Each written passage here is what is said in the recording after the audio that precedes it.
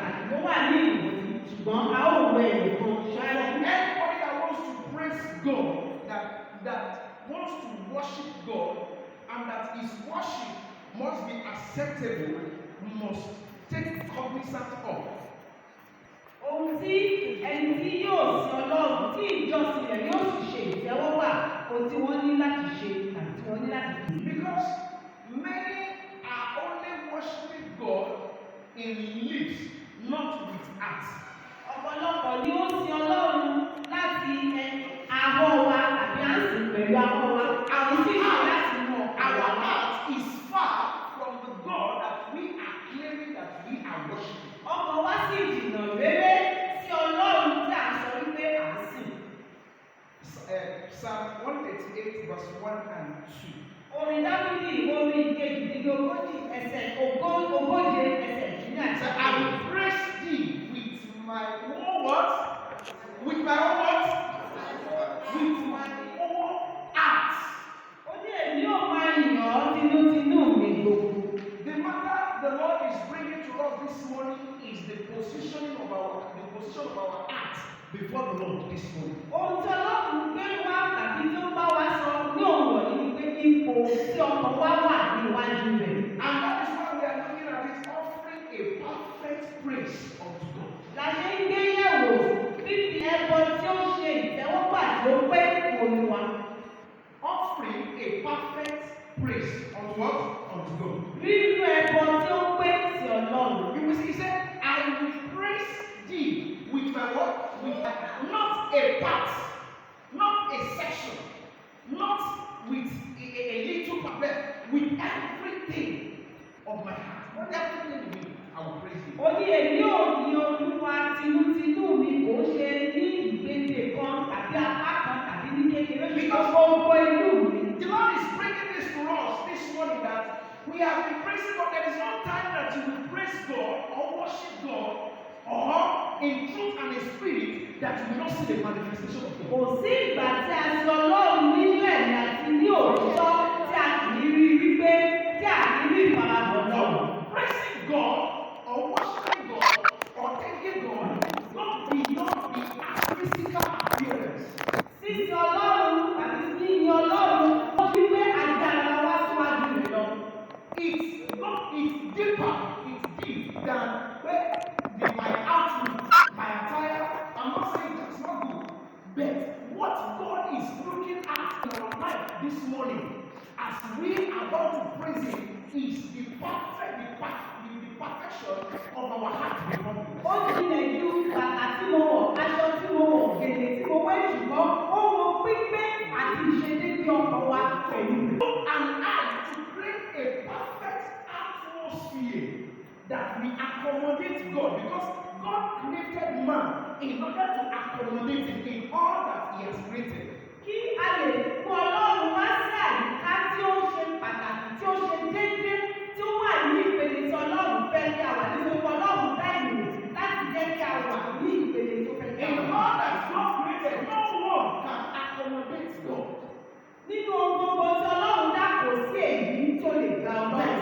It is only the weak woman that God created in order to accommodate him.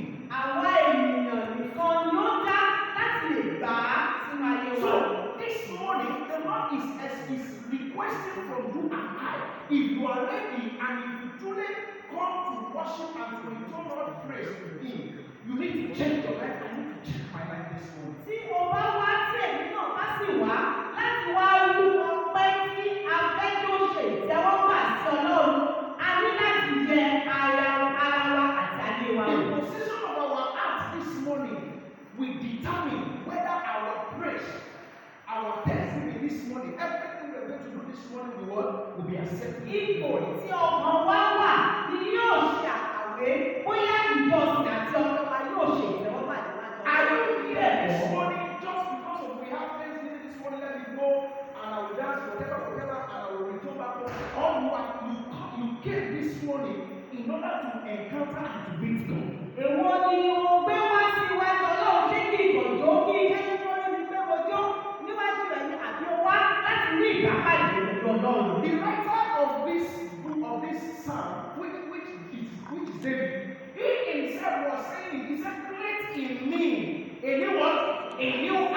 and a what? A right spirit. Olùkọ́ orin yìí èyí ní Dáfídì wọ́n sọ wípé dá ọkàn titun sí inú mi. So Dá ìyà titun which sí inú means mi. an unperfect or rightful act can never offer a sacrifice that is acceptable before God. Èyí ni wípé ọkàn tí kò pé kò lè fi ẹbọ tó péye fún Ọlọ́run. Let's quickly check some of the things that we need to do as to offer a perfect praise unto God. Let's go to Psalm 15. Ẹ jẹ́ ká wọ́n ta sí láti ṣe kí a lè máa rú ẹbọ pẹ́ tó ṣe tó máa fi ọ̀nà. Psalm 15. Orin Dáfídì orin Yorùbá ìbẹ̀rẹ̀ or in English, anyone. ní èdè Yorùbá àbí Gẹ̀ẹ́sì. Hold on, when you check the verse 2 of that 138, he said, I will worship towards thy what? Holy temple. Tí o bá wo orin ìkejìdínlógóje ẹsẹ̀ ìkejì rẹ̀ sọ wípé ó ní èmi ò máa gbàdúrà sí ìyá tẹ́ḿpìlì àwọn rẹ̀.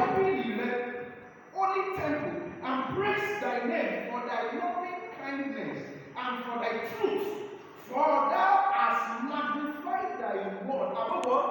Above thy name. Ní oṣù máa ní orúkọ rẹ nítorí ìṣe ìfẹ́ rẹ àti òtítọ́ rẹ nítorí ìwọ́jọ́ rẹ ga ju gbogbo ọ̀rọ̀.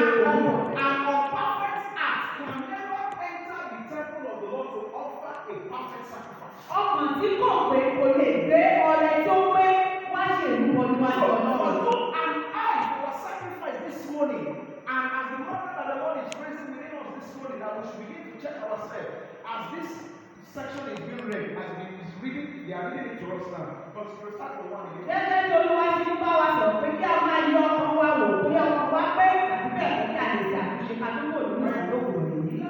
Lord, Who shall abide in thy tabernacle? who shall not abide in the tabernacle? Who shall dwell in thy holy You know, these are the questions started with first. Olúwa Who shall abide in Olúwa the tabernacle? tani yóò máa ṣàtìkò nínú àgọ́ Who rẹ? shall dwell in what? Tani yóò ìdàgbà ilé ìlú orí òkè mímọ́ rẹ? He that walketh uprightly. Look at it now. He that what what?